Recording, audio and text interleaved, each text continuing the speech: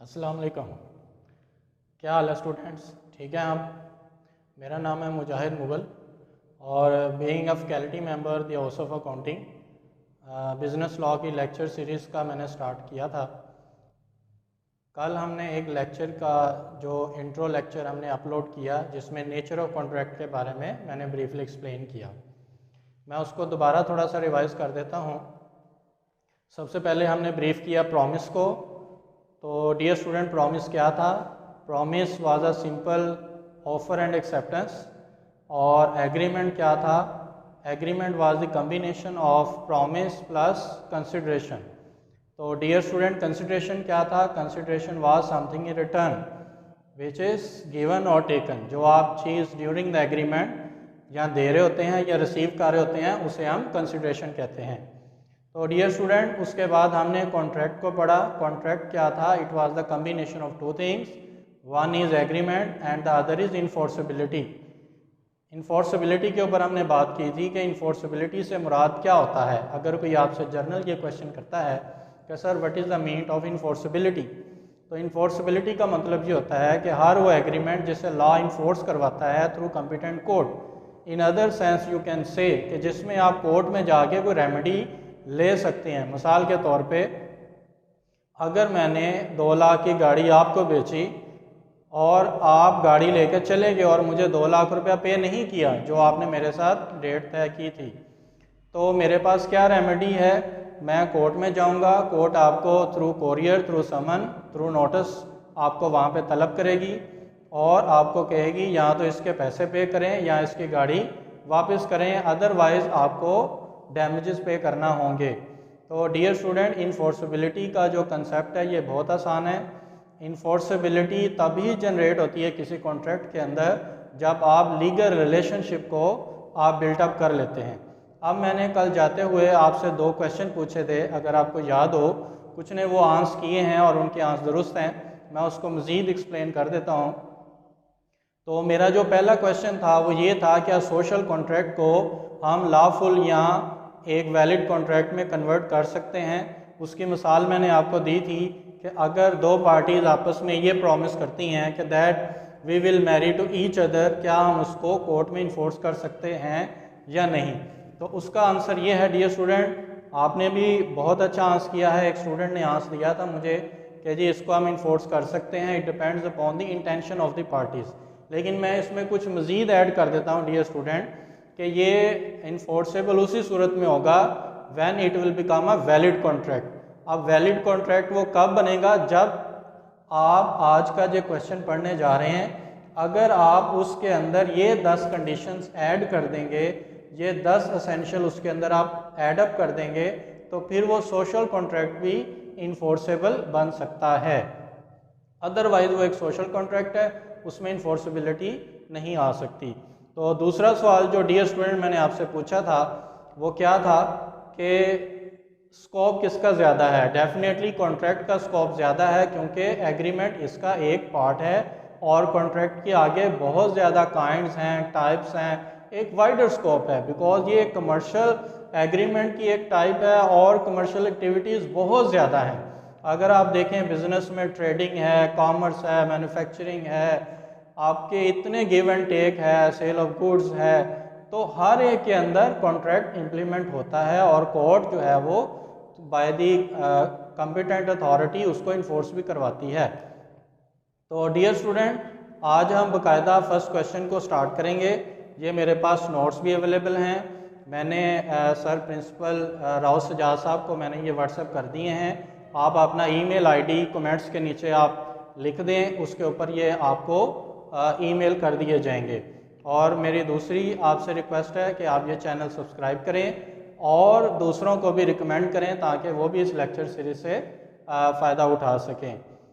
Next मैं ये add करना चाहूँगा कि डियर स्टूडेंट, मेरा जो पहला लेक्चर है वो आप इस लेक्चर को सुनने से पहले आप वो भी ज़रूर सुन लें, क्योंकि मेरा मानना है कि जब तक आप पहला लेक्चर नहीं सुनेंगे आप कनेक्टिविटी के साथ इस टॉपिक को अच्छे तरीके से कवर अप नहीं कर पाएंगे। तो लेट्स सी डियर स्टूडेंट, आज का पहला लेक्चर स्टार्ट करते हैं।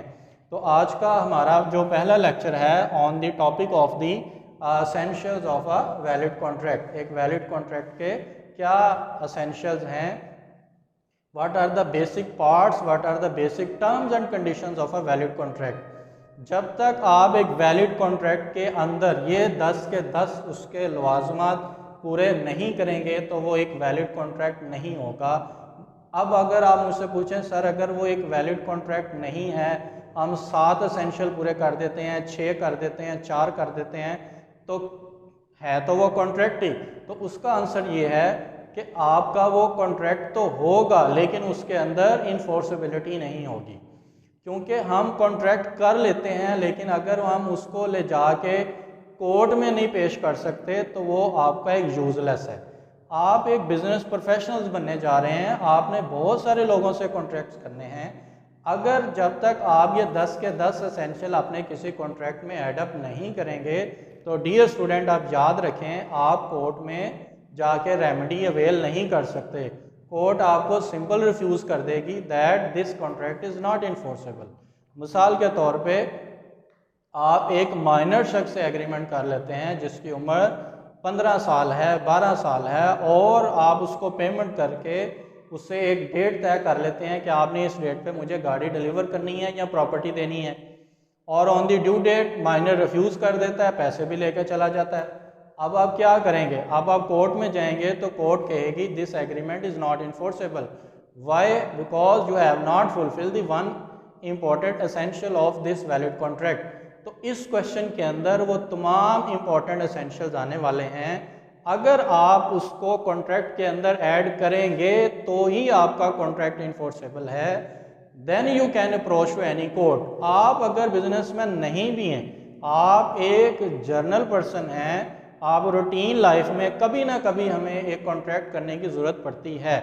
अगर आप ये कॉन्ट्रैक्ट कहीं भी किसी भी सूरत किसी भी शख्स के साथ किसी भी वैल्यू के ऊपर कर रहे हों तो डियर स्टूडेंट याद रखना, अगर उसमें ये 10 एसेंशियल नहीं होंगे तो आप एक वैलिड कॉन्ट्रैक्ट परफॉर्म नहीं कर रहे। हो सकता है, पॉसिबिलिटी है कि वो कॉन्ट्रैक्ट तो आप कर लें लेकिन उससे आपको बहुत ज़्यादा नुकसान हो सकता है, क्योंकि जब हम कोर्ट में नहीं जा सकते तो हमारे कॉन्ट्रैक्ट करने का कोई फ़ायदा नहीं है। तो dear contract, let's start our lecture. पहली हम फर्स्ट ऑफ ऑल हम डिफ़ाइन करेंगे कि कॉन्ट्रैक्ट एक्ट है क्या। कॉन्ट्रैक्ट एक्ट मैंने कल भी आपको डिफ़ाइन किया था कि 1872 के अंदर ये कॉन्ट्रैक्ट एक्ट पास हुआ, और एट दैट टाइम जो ब्रिटिशर्स थे वो ऑक्यूपाइड थे सब कॉन्टिनेंट के ऊपर। अब कोई भी अगर एक्ट पास होता है तो उसके लिए ज़रूरी है कि वहाँ की पार्लियामेंट उसको मेजॉरिटी के साथ अप्रूव करे। तो इंडियन पार्लियामेंट ने तब इसको मेजॉरिटी के साथ अप्रूव किया तो ये वहाँ पे इम्प्लीमेंट हो गया। सितंबर आई थिंक उसका महीना था, 7 सितंबर से ये इम्प्लीमेंट हो गया। डेट करेक्ट कर लीजिएगा डियर स्टूडेंट। उसके बाद पाकिस्तान जब बना तो हमने एज इट इज़ इसको अप्लाई कर लिया पाकिस्तान के अंदर। लेकिन लॉ ऑफ कॉन्ट्रैक्ट के अंदर फिर इसका सेल ऑफ गुड्स एक्ट भी है, एक पार्टनरशिप एक्ट भी है। With the passage of time चूँकि ये कमर्शियल कॉन्ट्रैक्ट्स बहुत ज़्यादा हो गए थे क्वांटिटी के अंदर, फिर हमने इनकी पार्टीशन कर ली।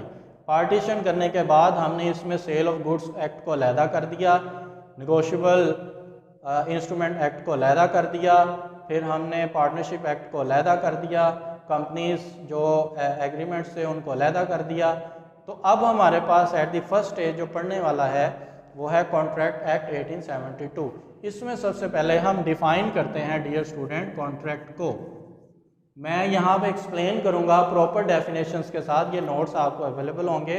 अदरवाइज जो बुक आपको रिकमेंड की है जो आप पढ़ रहे हैं खालिद महमूद चीमा साहब की, वो भी बेहतरीन है, लेकिन सॉफ्ट कॉपी में आप ये ज़रूर ले लीजिएगा ताकि आप कंपैरिजन के साथ पढ़ेंगे तो आपको समझने में आसानी होगी।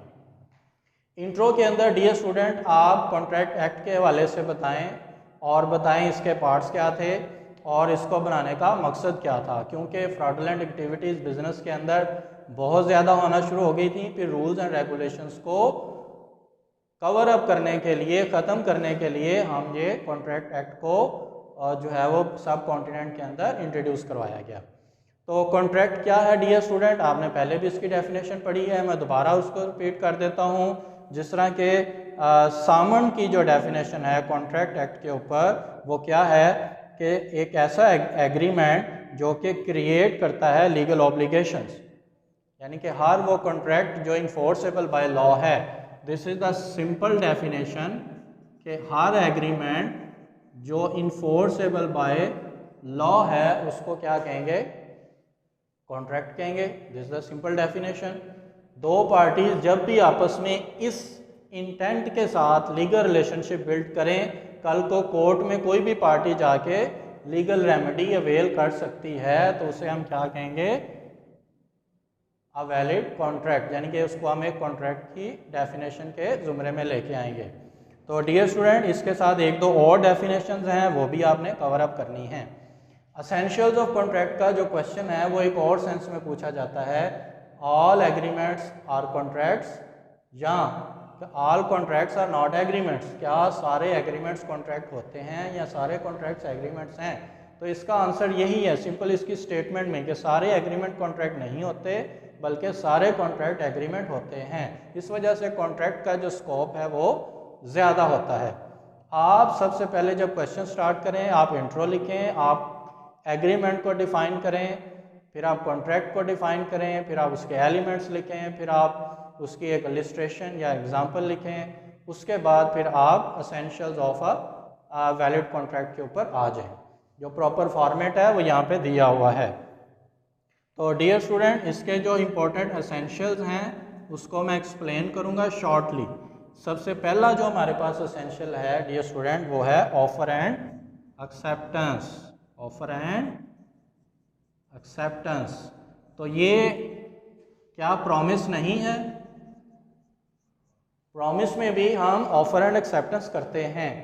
जब तक आप किसी को ऑफर नहीं करेंगे तब तक एक प्रॉमिस या एक एग्रीमेंट या कॉन्ट्रैक्ट नहीं बन सकता। भाई जब मैं अपनी गाड़ी किसी को बेचना ही नहीं चाहता तो मेरा कॉन्ट्रैक्ट कैसे बन गया? अब मेरे पास एक शख्स आता है, जी मुझे ये गाड़ी बेच दें। मैं कहा जी मैं क्यों बेचूं, जब मैंने ऑफर ही नहीं की तो अब मैं कैसे बेच सकता हूँ? वो कोर्ट में चला जाए कि जी ये मुझे गाड़ी नहीं बेच रहा, मैंने तो ऑफर ही नहीं दी। तो इस वजह से ये कॉन्ट्रैक्ट की सबसे इनिशिएशन स्टेज है कि कॉन्ट्रैक्ट का जो आगाज़ है वो ऑफर से होता है। जब तक आप ऑफर नहीं देंगे तब तक कॉन्ट्रैक्ट बन ही नहीं सकता। और डियर स्टूडेंट, इसके आगे जितने भी ये एसेंशियल्स आप पढ़ेंगे वो सब के सब आगे जाके चैप्टर्स बनने वाले हैं। इस हर एक एसेंशियल की फिर आगे आप डिटेल पढ़ने जा रहे हैं, इनकी मज़ीद एक्सप्लेनेशन है। आगे ऑफर के ऊपर एक पूरा 20 मार्क का क्वेश्चन है, एक्सेप्टेंस के ऊपर 20 मार्क्स का क्वेश्चन है, ऑफर की रेवोकेशन के ऊपर क्वेश्चन है, एक्सेप्टेंस की रेवोकेशन पे पूरा एक क्वेश्चन है। लेकिन यहाँ समझने के लिए ज़रूरी है कि कॉन्ट्रैक्ट का सबसे प्राइमरी और सबसे बुनियादी जो एसेंशियल है जहाँ से कॉन्ट्रैक्ट शुरू होता है that is offer and acceptance. तो डियर स्टूडेंट याद रखें, मिसाल के तौर पे जो निकाह है क्या वो एक वैलिड कॉन्ट्रैक्ट है या एक सोशल एग्रीमेंट है? ये मैं क्वेश्चन आपके पास छोड़ के जा रहा हूँ। तो आपने मुझे इसका आंसर करना है क्योंकि उसमें भी ऑफर एंड एक्सेप्टेंस होती है। पार्टी ऑफर करती है जी so and so person you are accepted, and जो ऑन अदर साइड दूसरी पार्टी कहती है जी एक्सेप्टेड। फिर दोनों के साइन भी होते हैं।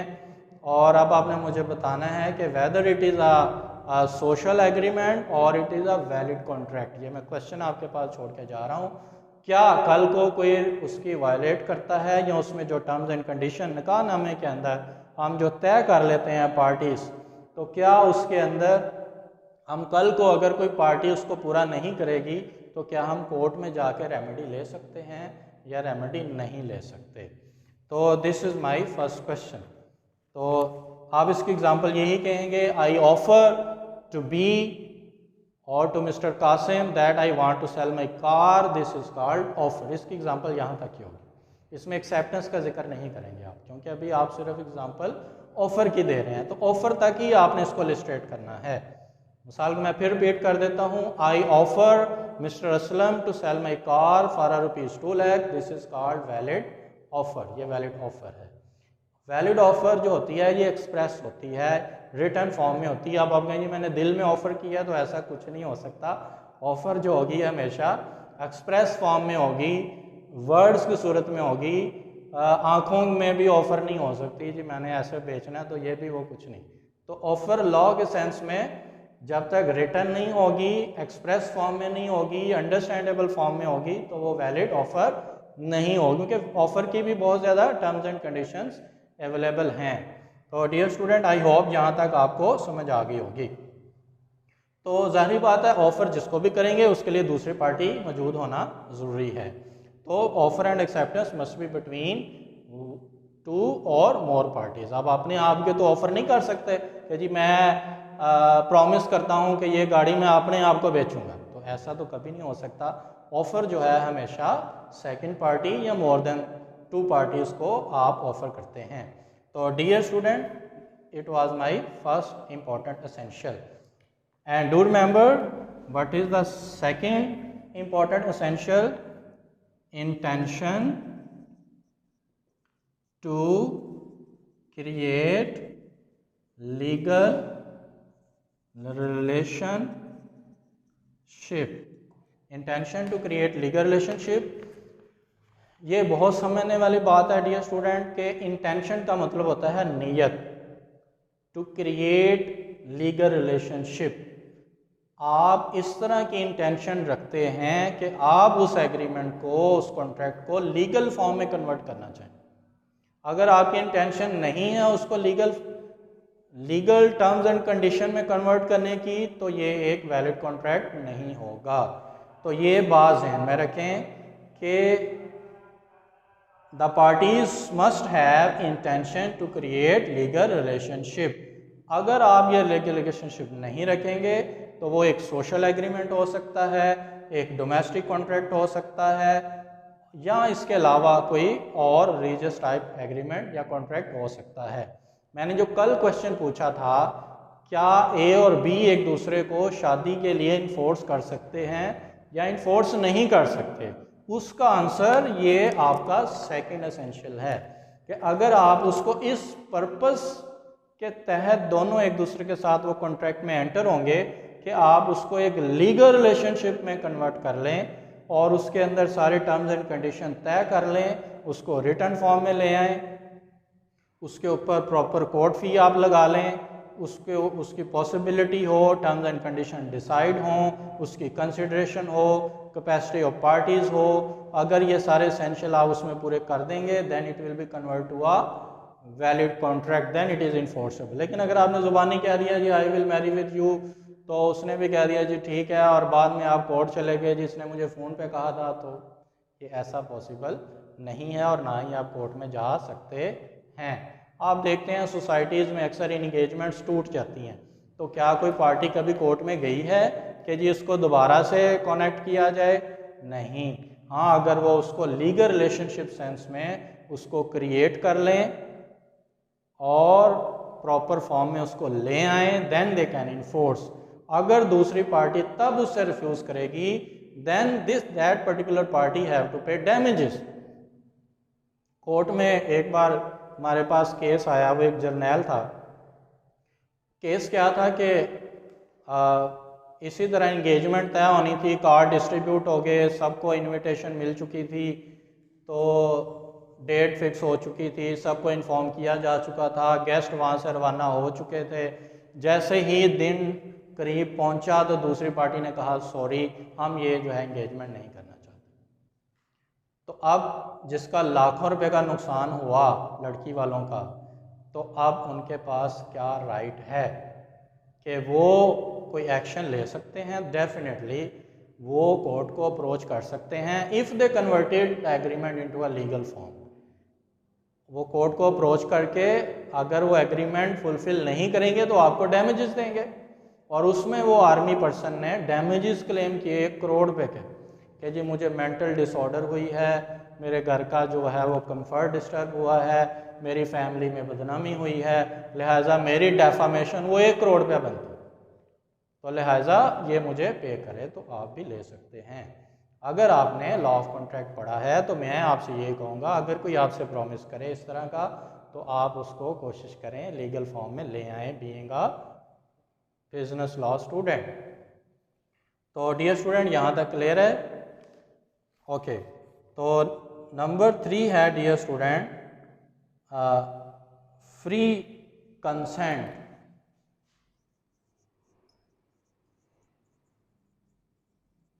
डियर स्टूडेंट फ्री कंसेंट क्या है?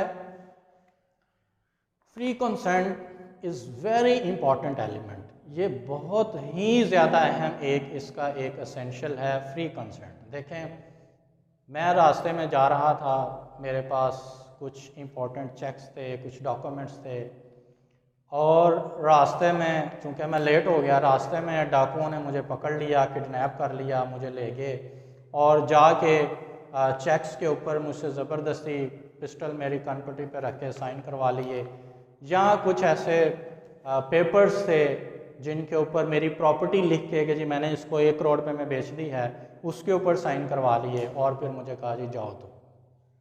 तो मुझे बताएं, उन्होंने तो सारी टर्म्स एंड कंडीशन उसमें फुलफ़िल की हैं और मैंने भी साइन किए हैं और पेपर भी ठीक है, साइन भी जेन्युइन है, चेक भी मेरा है, तो क्या डियर स्टूडेंट ऐसा कॉन्ट्रैक्ट इन्फोर्स हो सकता है या नहीं?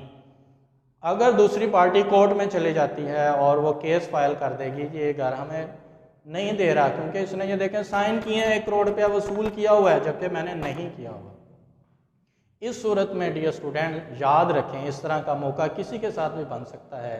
तो इस कंडीशन में आपने क्या करना है डियर स्टूडेंट, जैसे ही आपके साथ इस तरह कोई इंसिडेंट हैपन हो, आप सबसे पहले बैंक को इन्फॉर्म करें और फिर आप पुलिस स्टेशन इन्फॉर्म करें, रिटन एप्लीकेशन दें, उसके अंदर अकरेंस को लिखें कि मेरे साथ ये हुआ, ये चेक थे, ये डॉक्यूमेंट्स थे, ये मेरे से साइन करवा लिए गए हैं, ताकि कल को जब वो पार्टी कोर्ट में जाएगी तो कोर्ट आपसे पूछेगी कि जी आपने ये एग्रीमेंट किया है, आप फुलफिल करें। तो तब मैं ये कहूँगा जनाब दिस इज़ माई एप्लीकेशन, मैं किडनैप हुआ था, ये मैंने थाने में एप्लीकेशन दी थी, वहाँ पे मैंने रेमेडी के लिए कहा था कि मुझे ज़बरदस्ती किडनैप करके जो है वो मुझसे दस्तखत करवाए गए हैं, देन कोर्ट आपकी कोई बात मान सकती है। तो लेकिन अगर आप कहें नहीं जी मुझे इसने किडनैप करवाया था और कोर्ट कहेगी अच्छा किडनैप करवाया था तो क्या प्रूफ है? जी प्रूफ तो कोई नहीं है, तो ठीक है फिर पूरा करो। तो लिहाजा ये कोर्ट के अंदर साबित करना पड़ेगा आपको कि मेरी फ्री कंसेंट थी या फ्री कंसेंट नहीं थी। उसके लिए क्या होना चाहिए डियर स्टूडेंट, आपके पास एविडेंस होनी चाहिए पहले से। अगर पहले से ही आपके पास एविडेंस मौजूद होगी तो then you can prove in a court, तो कोर्ट आपको उसके बेस पे रेमेडी देगी और उस कॉन्ट्रैक्ट को नल एंड वाइड डिक्लेयर कर देगी। तो याद रखिएगा फ्री कंसेंट जो है ये 4 चीज़ों पे बेस करती है। अगर ये 4 चीज़ें मौजूद हों तो फ्री कंसेंट नहीं है, अगर ये 4 चीज़ें मौजूद ना हों तो फिर फ्री कंसेंट होती है। तो डियर स्टूडेंट फ्री कंसेंट में सबसे पहले तो ये बात है कि उसमें किसी भी किस्म का कोर्जन ना हो। कोर्जन मीन थ्रेट ना हो। जिस तरह मैंने आपको बताया कि अंडर गन पॉइंट मुझसे दस्तखत करवाए गए, दिस इज़ द कोर्जन, इसको थ्रेट कहेंगे, इसको धमकी कहेंगे।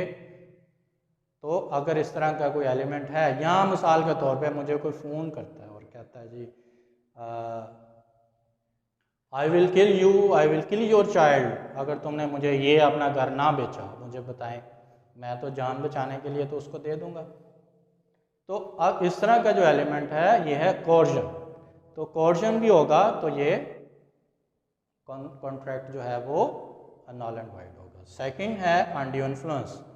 अनड्यू इन्फ्लुएंस डियर स्टूडेंट याद रखें, अनड्यू इन्फ्लुएंस हमारी सोसाइटी में बहुत ज़्यादा, बहुत ही ज़्यादा, अगर आप इसको गौर से कभी एनालिसिस करें तो अनड्यू इन्फ्लुएंस आपको जगह जगह नज़र आएगा। मिसाल के तौर पे मैं बीइंग अ टीचर अपने स्टूडेंट को कोई भी काम कहता हूँ तो अक्सर स्टूडेंट वो काम कर देंगे, बिकॉज मैं इन्फ्लुएंशियल पर्सन हूँ और मेरा इन्फ्लुएंस है स्टूडेंट्स के ऊपर। या पीर साहब अपने मरीज़ साहब को कहते हैं, मरीज़ साहब एक गाड़ी लेके गए, पीर साहब ने देखा गाड़ी बहुत अच्छी है, तो पीर साहब ने कहा अपने मरीद को जी बेटा ये गाड़ी मुझे दे दो, मुझे बहुत पसंद है। अब वो तो मरीद है, अब वो तो गुस्ताखी कर देगा अगर उसने ना बेची। तो पीर साहब कहेंगे अच्छा ये 10 लाख की गाड़ी है, मैं तो 5 लाख ही दूंगा, बाकी मैं तुम्हारे लिए दुआ कर दूँ।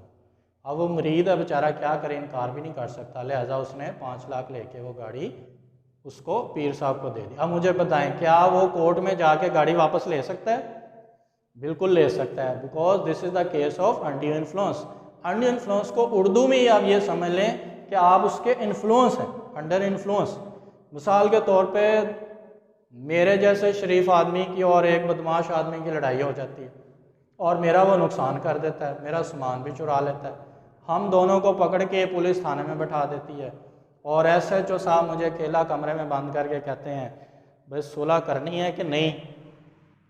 मैं तो शरीफ आदमी हूँ, सुलह कर ही लेता हूँ। तो अब ये इन्फ्लुएंस है जो मेरे ऊपर एक पुलिस वाला इम्पोज कर रहा है और मैं उस इन्फ्लुएंस में आके वो दस्तखत कर देता हूँ कंप्रोमाइज़ के ऊपर। तो this is also the case of undue influence. मिसाल के तौर पे हमारी सोसाइटी में एक और इस तरह का इशू बहुत कॉमन है। वो क्या है कि जब औलाद बड़ी हो जाती है तो वो बच्चों के साथ माँ बाप के साथ वो जो है वो अटैचमेंट उनकी थोड़ी सी कम हो जाती हैं, एक्सेप्शंस, ज़्यादा प्यार ही करते हैं, आई नो। अब उसमें क्या होता है कि किसी एक के साथ माँ बाप का लगाव बहुत ज़्यादा हो जाता है और वालदा या वालदैन में से कोई एक वो ज़्यादा उसके पास रहना शुरू कर देते हैं। तो उसमें क्या होता है कि वो जाते जाते जो उसके नाम पे प्रॉपर्टी होती है उस बेटे के नाम पे लगा देती है, ये ले बेटा तूने मेरी खिदमत की, बाकियों ने तो मुझे पूछा नहीं, लिहाजा जी मैंने साइन कर दिया। अब जो दूसरे उसके लीगल हेयर्स हैं वो इस ग्राउंड पे कोर्ट में चले जाते हैं क्योंकि इसकी एज स्टैंडर्ड है, ये बुढ़ापे में है, लिहाजा इसके ऊपर इन्फ्लुएंस हो सकता है। तो उस केस में भी आप इसको चैलेंज कर सकते हैं। तो third thing dear student, free consent में वो है जी फ्रॉड। फ्रॉड क्या है? Intentional concealment of facts. इसके अंदर सबसे इंपॉर्टेंट चीज़ फ्रॉड में आपने जो ध्यान में रखनी है वो है इंटेंशन। नीयत से जब आप कोई भी फैक्ट्स को छुपाएंगे, मैंने कहा ये गाड़ी बिल्कुल ठीक है, आप ले जाएं 2 लाख रुपए की, और मुझे पता है कि इसका इंजन भी ख़राब है, इसके डॉक्यूमेंट्स भी पूरे नहीं हैं, ये गाड़ी चोरी की है, वो मैंने उसको बेच दी, तो मुझे पता था this is the intentional fraud. तो अब दूसरी पार्टी को जब पता चला वो कोर्ट में जाके उसको कैंसिल करवा सकती है। तो पहली बात क्या थी? Coercion. Number 2 undue influence. Number 3 fraud.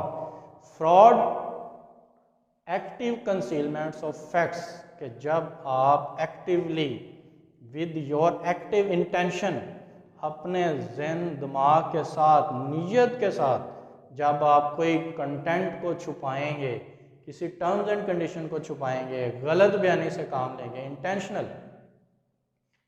तो वो कॉन्ट्रैक्ट आपका कल को वाइडेबल भी हो सकता है on the ground of fraud. And the number 4 student, misrepresentation.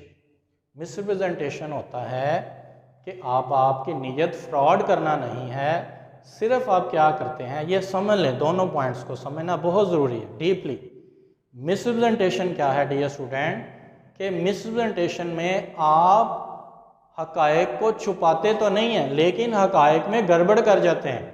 मिसाल के तौर पे खूबियाँ थी 4, बता दी 6 बेचने के लिए, बनी थी चाइना की, बता दी जापान की, जनाब बहुत अच्छी है, जापान से आई है, इसमें ये, जिस तरह होते हैं जो सेलर होते हैं वो शर्ट ख़रीदने जाएँ तो बता देते हैं जी बहुत अच्छा स्टफ़ है, आप ले जाएं, कोई इसका रंग उड़ गया, कोई कंप्लेन आ गई, हम जिम्मेदार हैं, घर आया वाश किया रंग ही उड़ गया, तो क्या करेंगे? जाकर चेंज करवाएंगे? वो कहेगा भाई शर्ट तो दी है ना। तो this is called misrepresentation. Misrepresentation fraud से ज़रा नीचे है। फ्रॉड तो एक एक्टिव कंसीलमेंट है, लेकिन इन दोनों में फ़र्क बड़ी मुश्किल से होता है। इस वजह से जहाँ पे केस पुटअप होता है ना फ्रॉड का, वो साथ अक्सर ये भी ग्राउंड लगा देते हैं जी इसने फ्रॉडुलेंट एंड मिसरिप्रेजेंटेशनली मैनर मेरे साथ ये कमिट हुआ। तो दोनों चीज़ें अक्सर मैंने देखा है जब सूट फाइल करते हैं तो दोनों ये कंटेंट कंबाइन लिखे होते हैं, क्योंकि इन दोनों में फ़र्क करना मुश्किल है, माइनर से मिन्यूट से। आप पठानों को देख लें, जब वो चीज़ बेचते हैं कहते हैं जिसमें ये भी खूबियाँ, ये भी हैं, ये भी हैं, ये भी हैं, तो आप इतनी खूबियाँ सुन के घर ले आते हैं, दूसरे दिन सड़ जाती है चीज़। तो अब फ्रॉड नहीं किया उसने, आपको चीज़ तो दी है ना। अब ये थी मिसरिप्रेजेंटेशन। मिसरिप्रेजेंटेशन मीन कि जो उसके अंदर क्वालिटीज़ थी वो आपने थोड़ी कम बताई या बहुत ज़्यादा बता दी, किस लिए? ताकि वो आपके साथ कॉन्ट्रैक्ट में शामिल हो जाए। मकसद क्या होता है मिसरिप्रेजेंटेशन का? कि उसको कॉन्ट्रैक्ट के अंदर शामिल करना। तो क्लियर है dear student? Okay dear student, पांचवी इसमें चीज़ है मिस्टेक। मिस्टेक भी फ्री कंसेंट का इम्पॉर्टेंट एलिमेंट है। और इसमें ये होता है कि आपको मैंने गाड़ी भेजनी थी रेड, वो जल्दी जल्दी में कस्टमर ज़्यादा थे, मैंने ब्लू भेज दी। उसने कहा भाई ये तो मैंने कही नहीं थी। तो मैं क्या कहूँगा, ठीक है, ओ आई गॉट रिमेंबर, ठीक है जी आप ये गाड़ी भेज दें, आप दूसरी ले जाएं। तो दिस इज मिस्टेक। तो मिस्टेक के ज़रिए, अंडर इन्फ्लुएंस के ज़रिए, मिसप्रेजेंटेशन के ज़रिए, फ्रॉड के ज़रिए, कोर्जन के ज़रिए, अगर आपने किसी को या किसी ने आपको कॉन्ट्रैक्ट में शामिल किया हो तो आप थ्रू कॉम्पिटेंट कोर्ट उस कॉन्ट्रैक्ट को जाके कैंसिल करवा सकते हैं। क्लियर है? और मैंने ऐसे बहुत सारे सूट फाइल होते देखे हैं जिसमें बच्चे दूसरे भाइयों के ख़िलाफ़ लेके आ जाते हैं कि ये अंडर इन्फ्लुएंस में इन्होंने पेरेंट्स से साइन करवाए हैं या अंडर द मिसप्रेजेंटेशन उसने मुझे ये चीज़ें बेच दी हैं। तो सबसे ज़्यादा इस चीज़ के ऊपर सूट फाइलिंग होती है कोर्ट्स के अंदर। तो इसमें मिसाल डियर स्टूडेंट कोई भी आप कर सकते हैं, that mister X sign an agreement by putting gun on my head, this is coercion, and such type of contracts are unlawful voidable. Okay dear student, number 4 पे है जी लॉफुल ऑब्जेक्ट। लॉफुल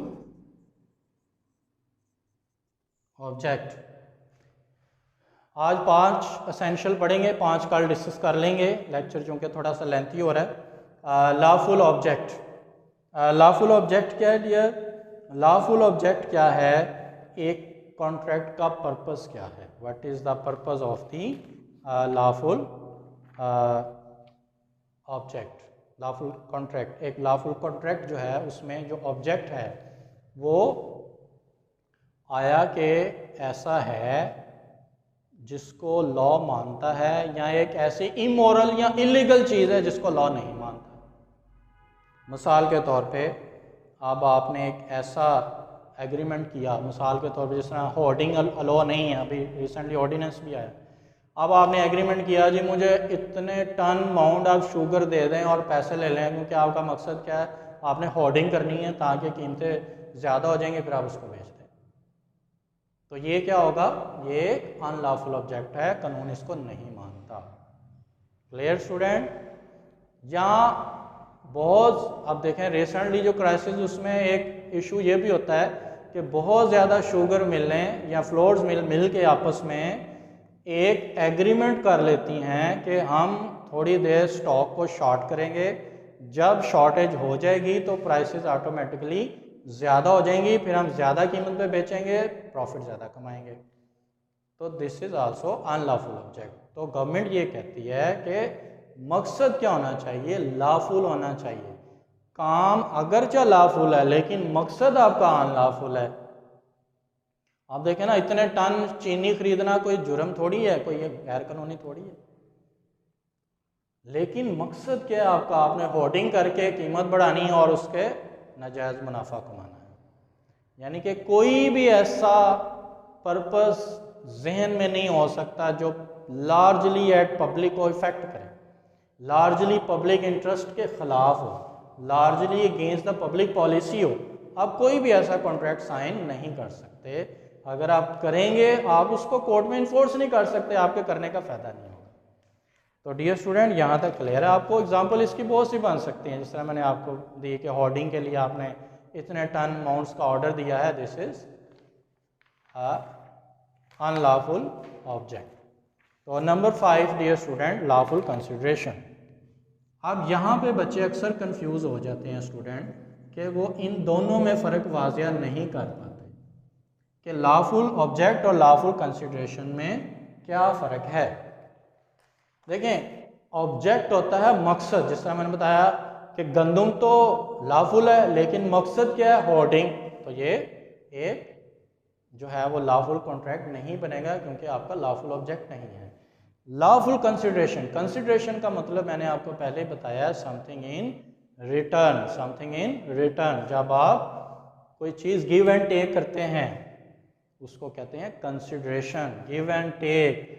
तो डियर स्टूडेंट, अल्लाह ताला ने जब हमें पैदा किया है तो उसने हमें इबादत करने का कहा है, लेकिन इबादत के बदले में भी उसने कंसिडरेशन रखी है, that I will give you जन्नत, मैं आपको जन्नत अता करूँ।